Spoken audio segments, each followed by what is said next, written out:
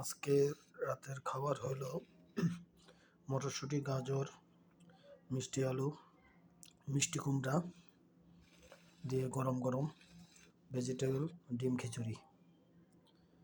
শীতের দিনে এটা খেতে সুস্বাদু, পুষ্টিকর আর বিভিন্ন পদের ভেজিটেবল মিক্সড, এই জন্য এটা খেতে খুব ভালো লাগে।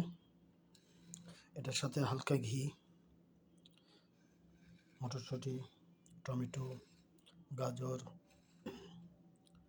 মরিচ, বিভিন্ন মশলা দিয়ে ডিম ভাজা, ভেজিটেবল ডিম খিচুড়ি, এটা খাইতে সুস্বাদু, ভালো লাগে। ইনশাল্লাহ আজকে রাতের খাবার এটা খাবো, তার সাথে আরও কিছু আছে, সেটা পরে খাবো। দোয়া করবেন ইনশাল্লাহ। সবাই ভালো থাকেন। আল্লাহ হাফেজ। আসসালামু আলাইকুম।